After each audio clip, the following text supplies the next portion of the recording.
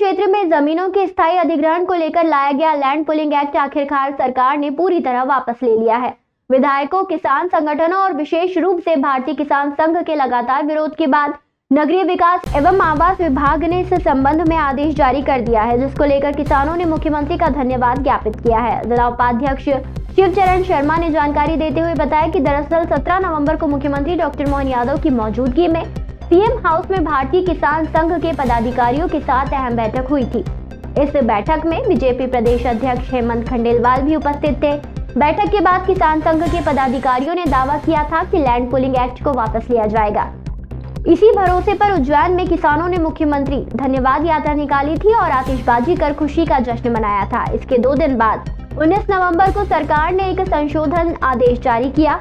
इसमें कहा गया कि अब स्थायी अधिग्रहण भवन निर्माण के लिए नहीं किया जाएगा, बल्कि केवल सड़क, नाली जैसी बुनियादी विकास कार्यों के लिए ही जमीन ली जाएगी। हालांकि संशोधन पर भी भारतीय किसान संघ और कांग्रेस ने आपत्ति जताई और पूरे लैंड पुलिंग एक्ट को पूरी तरह वापस लेने की मांग पर अड़े रहे। इस संबंध में मुख्यमंत्री को पत्र भी लिखा गया। किसान संगठनों के लगातार दबाव और विरोध के बाद आखिरकार 16 दिसंबर को सरकार ने लैंड पुलिंग एक्ट को पूरी तरह समाप्त करने का आदेश जारी कर दिया। इस प्रकार मुख्यमंत्री से किसान संगठनों की मुलाकात के 29 दिन बाद सरकार ने यह अहम फैसला लेते हुए सियासी क्षेत्र में लैंड पुलिंग एक्ट को पूरी तरह खत्म कर दिया।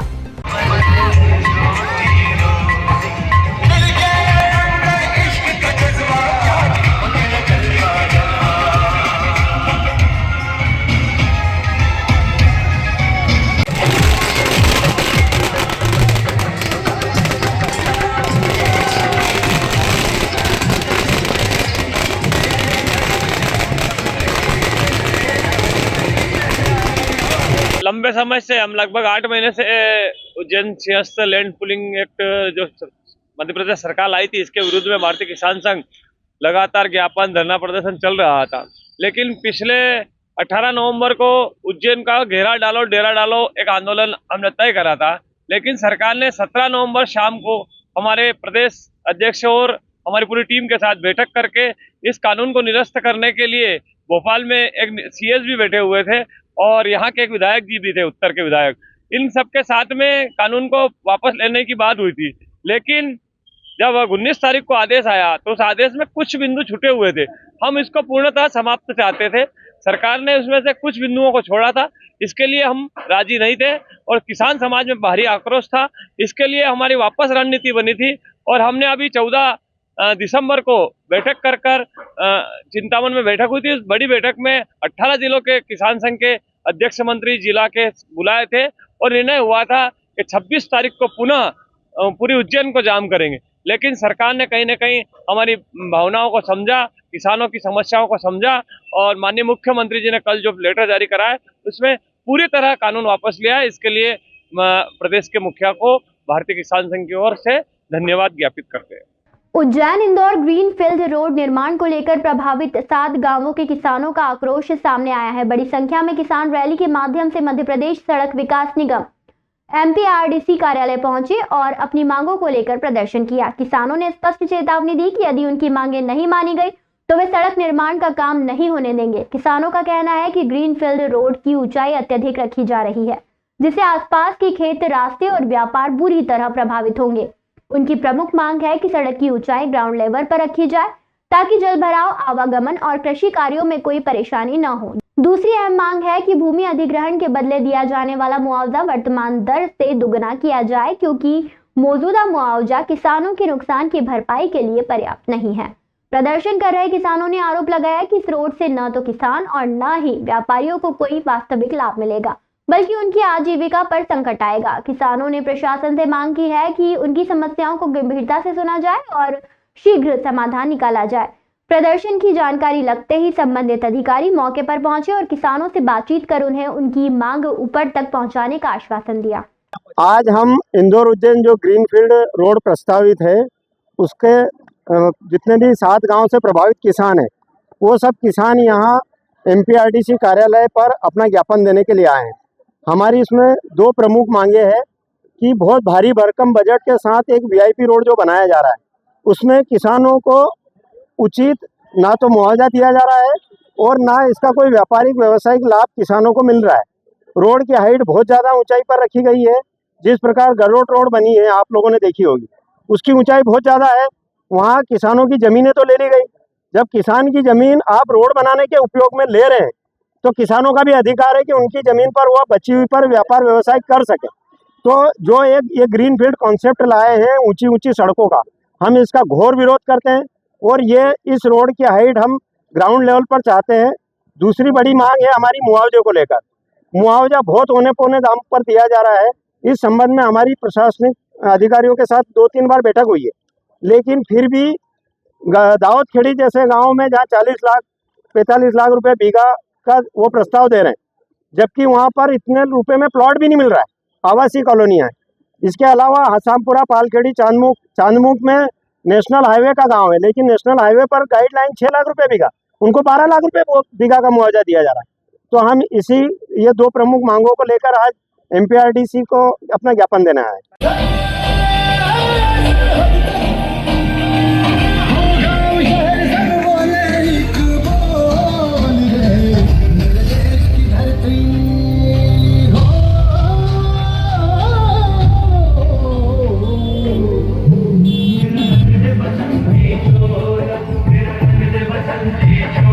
मुख्य मांगे थी, एक तो रोड की हाइट कम करना और दूसरा जो था उनका मुआवजा संबंधी जो उनका है कि मुआवजा कम राशि का दिया जा रहा है, तो उसके संबंध में इन्हें ज्ञापन हमें सौंपा है। नहीं, पहले जो उनका था वो उज्जैन जावरा संबंधित था, इस बार इनको उज्जैन ग्रीनफील्ड के लिए उन्होंने दिया है, तो इसके लिए भी हम उन पर कार्रवाई कर रहे हैं। जो इसमें करना है वरिष्ठ कार्यालय में अवगत करा के उसका जो भी होगा बेस्ट वो करेंगे। फ्रीगंज स्थित बाबा साहब डॉक्टर भीमराव अंबेडकर की प्रतिमा स्थल पर अनुसूचित जाति एवं जनजाति अधिकारी कर्मचारी संघ तथा SC/ST OBC के विभिन्न संगठनों द्वारा अजाक्स संगठन के प्रांत अध्यक्ष IAS संतोष वर्मा के समर्थन में अनिश्चितकालीन धरना प्रारंभ किया। धरना शुरू करने से पूर्व बाबा साहब डॉक्टर भीमराव अंबेडकर की प्रतिमा पर माल्यार्पण किया गया, जिसके बाद टावर चौक पर संतोष वर्मा को पद से हटाए जाने के विरोध में नारेबाजी की गई। ये धरना 3 दिनों तक चलेगा और 19 दिसंबर को समाप्त होगा। राम सोलंकी ने जानकारी देते हुए बताया कि 27 नवंबर 2025 को तुलसीनगर स्थित अंबेडकर मैदान में अजाक्स संगठन का प्रांतीय अधिवेशन आयोजित किया गया था। इस कार्यक्रम में मंच से संबोधित करते हुए IAS संतोष वर्मा द्वारा कोई भी आपत्तिजनक या गलत बयान नहीं दिया गया था। संतोष वर्मा के उद्बोधन को जानबूझकर तोड़ मड़ोड़ कर भ्रामक तरीके से प्रस्तुत किया जा रहा है, जिससे सामाजिक वैमनस्य फैलाने का प्रयास किया जा रहा है। ऐसे तत्वों की जांच कर उनके खिलाफ कार्रवाई की मांग की है। संगठनों ने गंभीर चिंता जताते हुए कहा कि मध्य प्रदेश शासन द्वारा बिना उचित विचार विमर्श, तथ्यों की निष्पक्ष जांच एवं कानूनी प्रक्रिया अपनाए बिना IAS संतोष वर्मा को पद से हटा दिया गया है। इसी के विरोध में लगातार धरना प्रदर्शन किया जा रहा है। आज कोई भी एक शुभ काम की शुरुआत होती है तो हम बाबा साहब के माल्यार्पण करके कुछ दिन पूर्व हमने एक प्रेस वार्ता करी थी। संतोष वर्मा जी के जो बयान है उसको तोड़ मरोड़ कर देश में एक अलग माहौल बनाया जा रहा है। अभी आपने एक वीडियो देखा होगा, हाल ही में एक बच्ची ने सुसाइड करा था, तो उन्होंने बोला था कि वो कोर्ट अंदर मेरिज करना चाह रही, तो उसने बोला था ये जय भीम वाले और अपन हिंदू है। सरकार से मांग की गई है कि की गई कार्रवाई को तत्काल वापस लिया जाए। संगठनों ने चेतावनी दी है कि यदि 3 दिनों के भीतर IAS संतोष वर्मा के खिलाफ की गई कार्रवाई वापस नहीं ली गई तो 20 दिसंबर को उज्जैन में बड़ा आंदोलन किया जाएगा और विशाल रैली निकाली जाएगी, जिसमें से 15 से 20 हजार समाजजन शामिल होकर प्रदर्शन करेंगे। आज माननीय संतोष वर्मा जी के समर्थन में जो गवर्नमेंट ने शासन पारित किया है, उनको निलंबित करने का काम किया, उनको पद से हटाने का जो काम किया है, पूरी समाज में आक्रोश है, जगह जगह प्रदर्शन हो रहे हैं। उसी कड़ी में हम लोगों ने उज्जैन में 2 दिन पहले बैठक बिठाई थी, प्रेस कॉन्फ्रेंस की थी और हमने आह्वान किया था कि अगर जो उनकी जो बहाली का जो आदेश है वो वापस नहीं लेते हैं तो हम अनिश्चितकालीन धरने पर बैठेंगे। और आज इसी कड़ी में समस्त सामाजिक संगठनों के साथ हम यहाँ पर अनिश्चितकालीन धरने पर बैठने के लिए बाबा साहब की प्रतिमा पर माल्यार्पण करके शुरू किया है। ये हमारा धरना प्रदर्शन अनिश्चितकालीन लगातार चलेगा और 20 तारीख तक अगर बहाली का जो उन्होंने आदेश दिया है उनके खिलाफ जो एक्शन किए वापस नहीं लेते हैं तो 20 तारीख को पूरे उज्जैन संभाग लेवल पर एक बड़ा आंदोलन होगा उज्जैन शहर में, जिसकी पूरी जवाबदारी शासन प्रशासन की रहेगी। धरने में प्रमुख रूप से अजाक्स संगठन, डॉक्टर भीमराव विद्यार्थी संगठन, DAVS, भीम आर्मी, भारतीय बौद्ध महासभा, राष्ट्रीय बौद्ध महासभा, डोमा परिसंघ, आजाद समाज पार्टी, गुजराती बलाई युवा संगठन, मालवीय बलाई समाज संगठन, रविदास सेवक संघ, गुजराती सूर्यवंशी समाज सहित अनेक संगठनों के पदाधिकारी एवं कार्यकर्ता उपस्थित रहे। इस अवसर पर धर्मेंद्र सोलंकी, प्रकाश चौहान, राजेश वर्षी, दूल सिंह सूर्यवंशी, रमेश सूर्यवंशी सहित अन्य संगठन प्रतिनिधि मौजूद रहे। वर्मा जी ने जिला है तो समाज की उन्नति के लिए और समाज की प्रगति के लिए और समाज को जागृत करने के लिए तो जो मिशन उठाया था उस मिशन को आगे बढ़ाने के लिए बहुजन समाज पार्टी और सर्व समाज है तो मैदान में है। और हम संतोष वर्मा जी की पूरे बहुजन समाज के साथ में है तो उनके तो जो निलंबन किया है उस आदेश को तुरंत है तो रद्द करने की मांग है तो बहुजन समाज पार्टी करती है। उज्जैन नगर पालिका निगम कर्मचारी गृह निर्माण सरकारी संस्था मर्यादित ने अपनी स्वामित्व की भूमि पर नगर निगम द्वारा किए जा रहे कथित अवैधानिक अतिक्रमण और निर्माण कार्यों को लेकर महापौर के नाम ज्ञापन सौंपा है। संस्था ने मांग की है कि निजी भूमि पर बनाए जा रहे गार्डन एवं सेल्फी पॉइंट के कार्य को तत्काल रोका जाए।